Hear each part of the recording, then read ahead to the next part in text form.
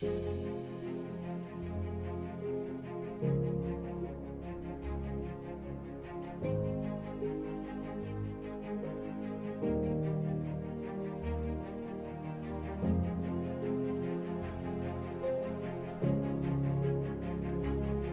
예수님이 오신 목적이 있어요.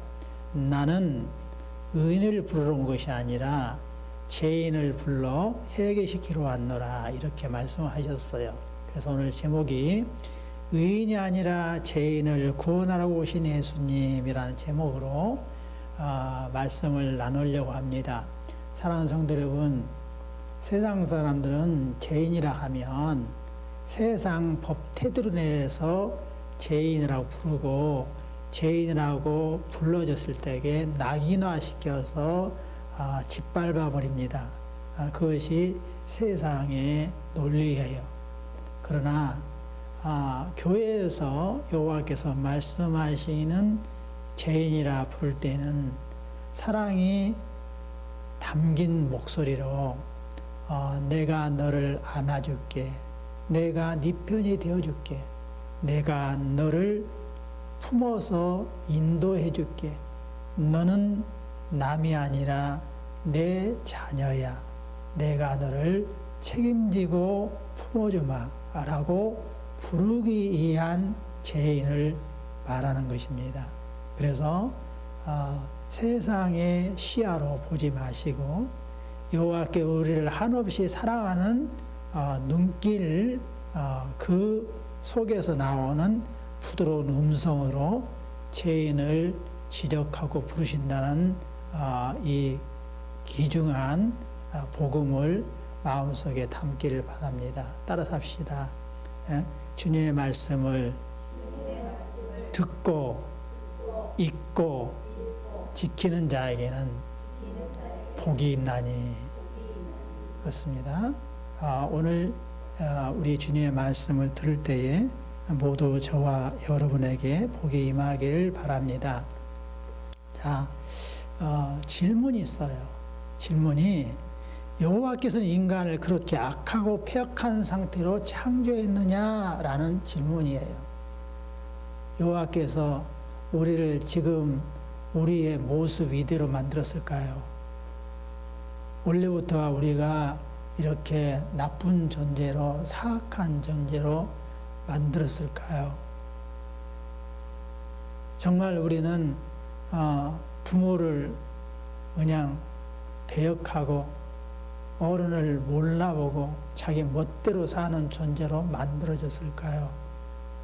자녀가 누구인지도 모르고 막 버리고 그냥 가방에 담아서 학대하고 그냥 냉장고에다 집어넣는 사악한 부모로 만들었을까요? 그냥 나이 들어서 힘이 없다고 그래서 그냥 저기 제주도에 데리고 가고 거기다가 버려놓고 비행기 타고 도망 나버리면 그러한 무자비한 자식으로 만들어 놨을까요? 우리가 생각해 봐야 할 필요가 있습니다. 자, 그런데 뭐라고 말씀하고 있습니다? 아닙니다.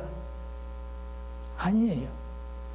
여호와는 사람을 선하게 또 자신의 형상 곧 참된 의와 거룩으로 창조하셨다. 여호와를 바르게 알고 마음으로 사랑하며 영원한 복락 가운데 함께 살고 찬양과 영광을 돌리도록 만들어졌다. 이렇게 말씀하고 있어요. 어떤 계기에 의해서 이게 지금 현재 우리 모습으로 바뀌어버렸지, 원래는 여호와를 찬양하도록 거룩하게 만들어졌고 여호와와 모든 평화와 복락을 누리며 살도록 되어 있었다. 이렇게 말하고 있습니다. 자, 우리 여호와의 말씀 창세기 1장 27절에 보니까 엘로힘이, 여러분 성경에는 하나님으로 되어 있어요. 이게 본문의 원문에 엘로힘이기 때문에 엘로힘이라고 제가 써놨습니다. 엘로힘이 자기 형상 곧 엘롬의 형상대로 사람을 창조하시되 남자와 여자를 창조하시고, 이게 우리 원래의 사람의 모습이 엘롬의 형상대로 창조됐어요. 여호와 아버지와 아들 예수님과 성령님의 모습으로 창조되었다. 남자나 여자나 다 똑같아요. 에? 남자와 여자가 빈부귀천이 있는 것이 아니라, 누가 존귀하고 천한 것이 아니라, 남자든 여자든 다 여호와의 아름다운 창조물이다라는 사실입니다. 그리고 왜 만들었느냐? 엘로힘이 그들에게 복을 주시되 생육하고 번성해라, 모든 생물을 다스리라. 그래서 우리 여호와께서는 생육하고 번성하면서 복을 받고, 그리고 다스리면서 살도록 아주 지혜로운 사람으로 만들어졌다라는 엄연한 팩트입니다. 그래서 여호와께서 보시기에 어떻게 해요? 심히 좋았더라. 완벽하신 여호와가 보일 때에 심히 좋았던 그러한 모습이 저와 여러분의 모습이에요. 결코 악하게 만들지 않았어요. 자, 그렇다면 이렇게 우리가 타락해버린 이 본성은 어디서 왔느냐? 어디서 왔을까요? 저절로 된 것이 아니에요.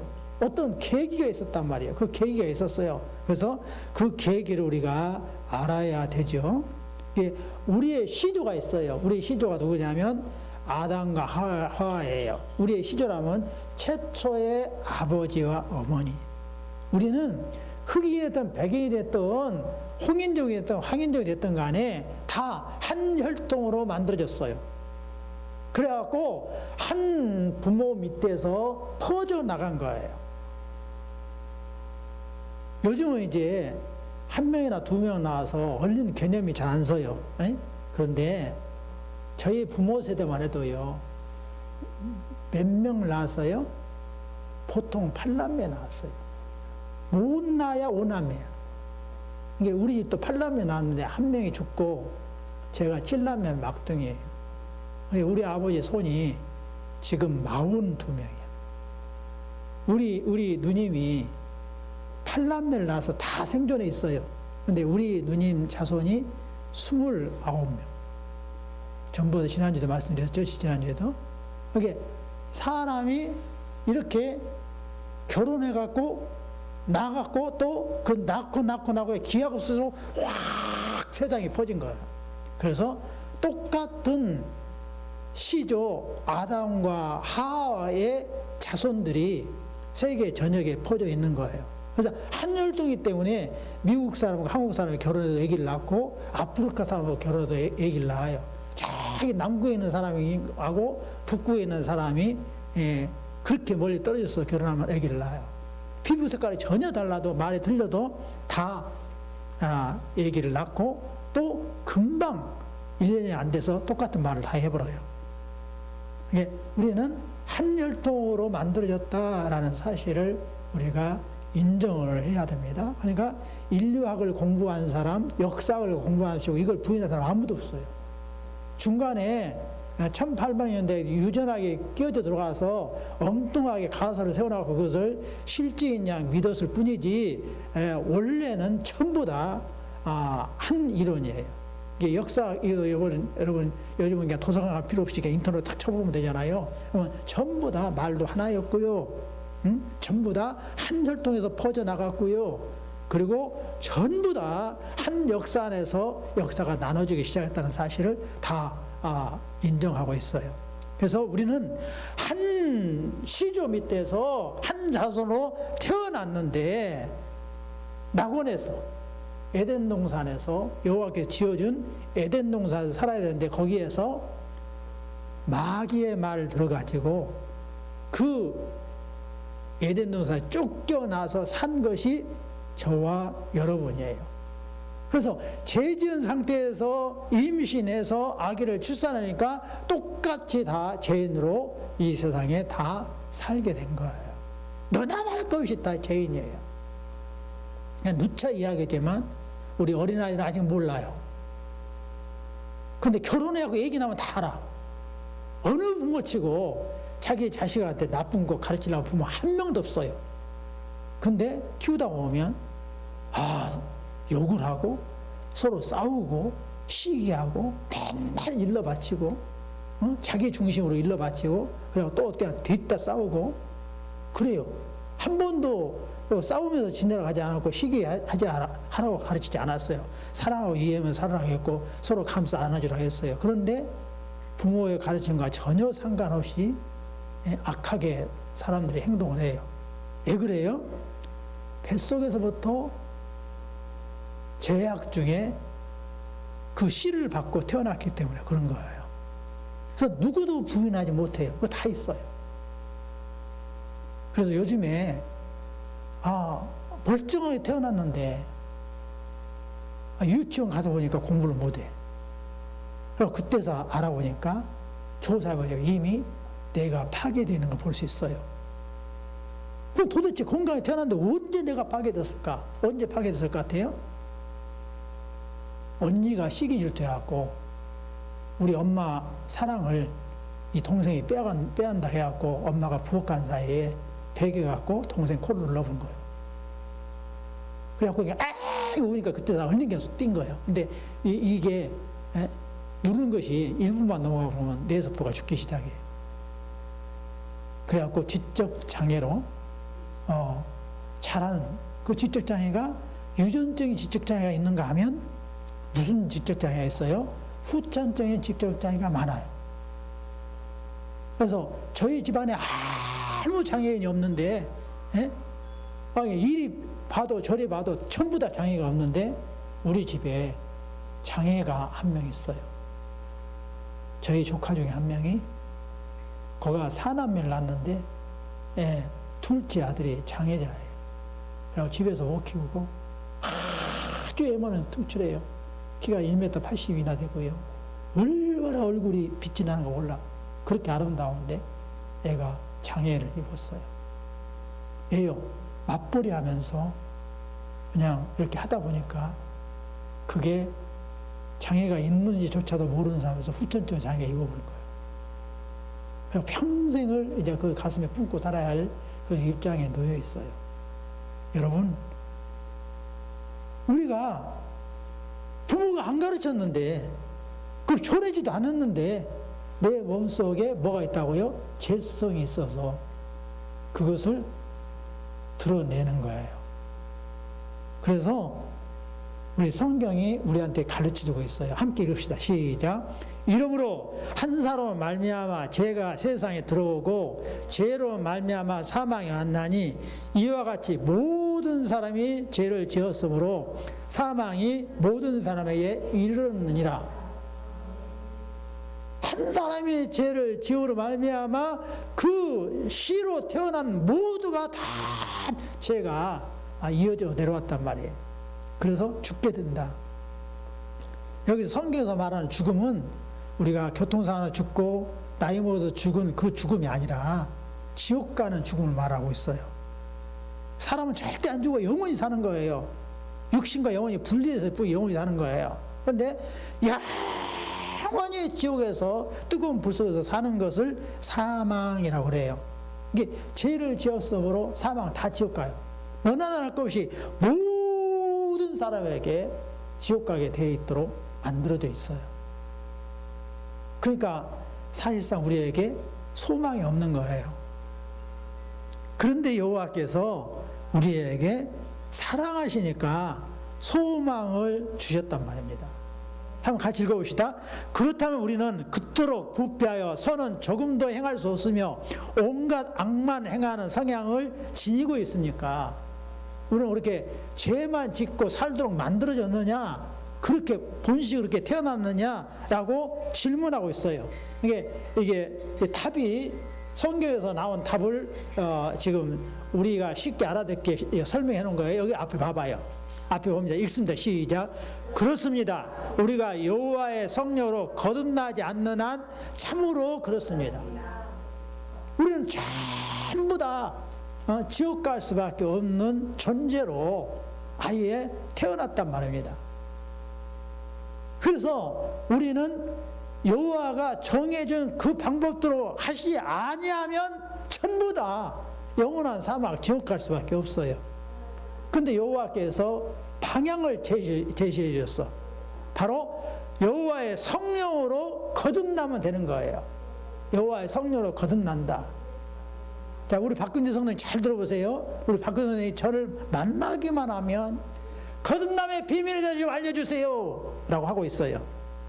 근데 이미 알려줘가고 다 손에 쥐고 있고 이야기해보면 다 마음속에 거듭났어. 근데도 그냥 사고 속에 나는 거듭나야 된다는 사고가 다 그냥 잘못된 사고가 틀어박혀 있어갖고 그게 빠지질 않아. 지금 내가 3번째 교육을 했기 때문에, 그래서 이제 완벽하기 때문에 내가 세를 줬어요. 근데 세를 줘서 다 깨달았어. 대화 나눠보면 다 거듭났어. 근데 그냥 거듭난 것을 다른 걸로 막 생각을 해. 그러니까 거듭이 지금도 안 난 거 생각해갖고 거듭남의 비밀을 알려주세요 그런단 말이에요. 박근혜 성도님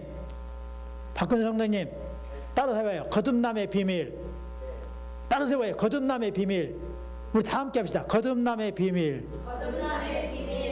자, 거듭남의 비밀을 지금 알려주려고 그래요. 응? 거듭나지 않는 이상 어디 간다고요? 다 지옥 간다고요. 거듭나야 돼. 그럼 거듭난다는 말이 무슨 말이냐? 첫 번째 낳는데 또 낳아야 된다 그 말이에요. 첫 번째 낳은 건 뭐냐면 우리 여호와의 계획에 따라 엄마 아빠가 사랑해서 육신으로 응애하고 태어난 거예요. 첫 번째 태어난 거예요. 예? 첫 번째. 거듭이라 말은 또 두 번째 태어난 걸 거듭이라고 그래. 그것을 한자로 표현하면 중생이요. 따라서 합시다. 거듭나는 말이나 거듭난다는 말이나 중생이나 똑같은 말이다. 한자로 써놓으면 중생이에요. 그러면 두 번째 나는 것이 뭐냐 하면 우리가 육신통으로 딱 태어났는데 영혼은 범죄하고 죽어 있어. 그러니까 여호와가 자기 친아버지인데 아버지라고 부르지도 못해. 예수님이 자기의 구원자 아닌데 주님이라고 부르지도 못하고 살고 있어. 그것을 죽었다라고 말하는 거예요. 근데 어느 날 전도자의 목소리를 듣고 설교를 듣고 또 집사님의 권사님의 기도 소리를 듣고 예수님이 누군지를 알았어. 그래갖고 예수님이 내 죄를 용서하러 오신 분이구나. 그래서 오늘 오전에 설교했던 그 설교의 말씀이 나를 위한 말씀으로 들어졌어. 그래갖고 예수님 내 죄를 용서해 주세요. 나는 예수님 믿고 살랍니다. 딱 그렇게 마음이 바뀌었어. 그러면 드디어 영안이 열린 거예요. 그래서 아버지를 여호와를 내 아버지로 모시고 예수님이 내 죄를 씻어주신 구원자로 내가 알고 믿기 시작한 거예요. 그걸 뭐냐면 영적으로 다시 태어났다 해서 거듭났다 중생이라고 말하는 거예요. 무슨 말 아시겠죠? 자, 그래서 창세기 6장 5절에 이렇게 말합니다. 여호와께서 사람의 죄악이 세상의 간영함과 그 마음의 생각의 모든 계획이 항상 악한 뿐임을 보시고 사람의 마음에 계획하는 바가 어려서부터 악함이라. 죄인으로 태어났기 때문에 어려서부터 부모가 가르치지 않은데도 악하게 말하고 악하게 생각한단 말이에요. 자기 위주로만 생각을 해요. 그래서 갈등이 일어나는 거예요. 언제나 우리가 말을 하고 행동을 하고 댓글을 쓸 때는 어떻게 해야 됩니까? 이 당사자는 어떻게 마음을 갖게 될까? 어떠한 영향을 미칠까? 내 댓글과 내가 권면하는 말로 행복할까? 상처를 입어 슬퍼하고 움츠러들까를 생각해 봐야 돼. 그러면 상처받고 움츠러들 것 같으면 내가 그 댓글을 안 써야 되고 말도 안 해야 되는 거예요. 발을 바꿔하고 덕담을 쓰고 쓰려면 복된 말을 써줘야 되는 거예요. 그런데 우리가 어떻게 하냐면 그 생각 안 해. 내 생각만 해. 내가 친한 내 친구 생각만 하고 내 입장만 생각하고 아무렇게나 막 써버린다고. 그러니까 정작 그 당사자는 죽어나는 거예요. 그럼 잘 생각해 보셔야 돼. 내가 기분 나쁜 거 가족끼리 이야기할 때도 부모는 사랑한다고 말하고 형제는 사랑한다고 말했는데 자기는 자기 식대로 생각해 보니까 부모가 나를 미워한다고 하는 거예요. 그러니까 그것이 다 뭐 때문에요? 사람이 죄악이 간영해서 가득 차서 자기 생각밖에 몰라서 그런 거예요. 그래서 그러면 길이 없냐? 유대인의 선생 중에 니고데모가 있어요. 니고데모는 선생이야. 백성들 가르쳐서 선생이야. 그럼 자기가 막 연구를 해봐도 도대체 어떻게 거듭나는지를 몰라. 그래서 예수님한테 찾아왔어요. 응? 그래서 어떻게 해야 됩니까? 예수님이 사람이 거듭나지 아니하면 여호와의 나라를 볼 수 없느니라. 여호와의 나라에 못 들어간다고 하는 거예요. 그러니까 아니 내가 나이 먹은 선생인데 어떻게 엄마 뱃속에 들어갔다 나올 수 있습니까? 이게 2번 태어난다고 하니까 엄마 뱃속에서 또 나야 되는 줄 착각을 한 거예요. 선생이 몰라갖고. 그러니까 예수님이 사람이 물과 성령으로 나지 아니하면 여호와의 나라에 들어가지 못한다라고 대답을 해줬어요. 에? 물이 뭐예요? 여호와의 말씀이에요. 여호와의 말씀을 듣고 성령의 가르침을 따를 때에 예수님 믿어져서 죄를 용서받고 천국 갈 수 있다라고 말씀을 하신 거예요. 자, 히브리서 2장 9절에 이렇게 말씀하고 있어요.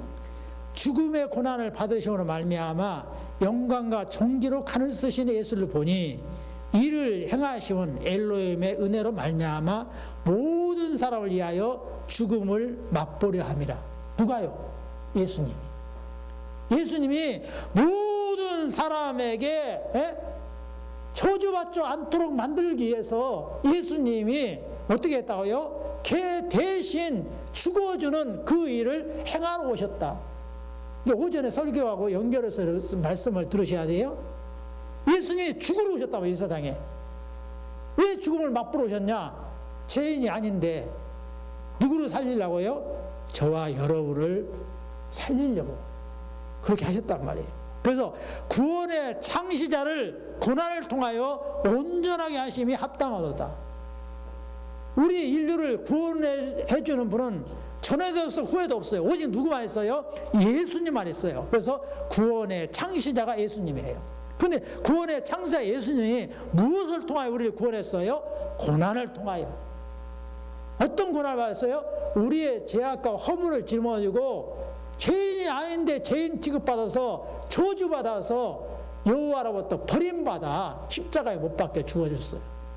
우리 대신 죽어준 거예요. 우리 대신 고난을 받아준 거예요. 그래서 그 예수님이 내 죄 때문에 그렇게 하셔서 나는 예수님이면 죄값을 묻질 않아. 나는 여호와 앞에 떳떳하게 아버지라고 부르면서 살 수 있어. 이렇게 믿어지면 그걸 뭐라 하냐면 거듭났다. 거듭남의 비밀을 깨달았다 말한 거예요. 뭐 한상 물고 랄랄 룰라는 것이 아니에요. 약속이 내게 믿어지는 거예요. 예수님이 나를 위해서 하신 12가지 일이 나한테 받아들여지는 거예요. 그러면 여호와께서 나를 죄인으로 취급하지 않아요. 김영희 너는 의롭도다. 여전히 죄인으로 있거든요. 근데 예수님을 붙잡은 것 때문에, 예수를 붙잡았다 뭐 말이에요? 무슨 말이에요? 희영이의 죄악과 허물을 짊어지고 대신 내 대신 죽어주신, 내 대신 저주받으시고 내 대신 버림받아주신 예수님을 나의 구세주로 믿어요 라고 하는 것을 붙잡는다고 그래요. 그것도 믿는다고 그래요. 그렇게 하면 여호와께서는 희영아 내가 너를 저주해서 지옥불로 했더니 도저히 못 보내겠구나. 네가 내 아들을 믿는구나. 그래 내가 내 아들한테 네 죄를 대신해서 저주받으라고 했어. 그러니까 네가 그걸 붙잡고 있으니까 나는 너를 재판할 수 없다. 너는 깨끗한 희영이구나. 너는 내 아들이야. 나와 함께 영원히 살자구나. 이렇게 하신다고요. 그걸 깨닫는 것을 거듭남의 비밀이라 하는 거예요. 그걸 중생이라 하는 거예요. 그걸 그렇게 돌이켜서 예수를 믿는 것을 회개라 하는 거예요. 자, 히브리서 2장 14절입니다. 예? 왜 예수님이 그렇게 오셨냐? 십자가 못 박혀 죽었냐? 마귀를 멸하시며 한평생 매어 종로로 하는 모든 자들을 놓아주려 함이라. 우리가 예수님 안 믿는 것이 내가 혼자 사는 것 같으면 누가 잡고 있는 거예요? 나를 마귀가 잡고 있는 거예요. 그래서 평생 끌고 다니다가 지옥에 보내버린 것이 마귀예요. 근데 거기에서 해방시켜 주려 함이라. 여호와 일에 자비하고 신실한 대제사장이 되어 백성의 죄를 속량하려 하심이라. 예수님 오신 목적이 백성의 죄를 속량하러 오셨단 말이에요. 자, 그래서요. 자, 함께 읽어봅니다. 시작. 그런즉 한 범죄로 많은 사람이 정죄에 이른 것 같이 의의 한 행동으로 말미암아 많은 사람이 의롭다 하심을 받아 생명에 이르렀느니라. 한 사람의 순종치 아니함으로 많은 사람이 죄 있는 것 같이 한 사람의 순종하심으로 많은 사람이 의인이 되리라. 아담과 최초의 우리 아버지와 어머니가 순종하지 아니함으로 다 인류가 죄인이 됐어요. 근데 여호와께서 예수님을 보내셨어. 사람을 보냈어. 그 한 사람 예수님이 순종함으로 어떻게 된 거예요? 많은 사람이 예수님 때문에 의인이 되어서 우리가 영생, 천국 가게 되는 것이에요. 이 은혜를 저와 여러분이 영원토록 붙잡고 누리시기를 바랍니다.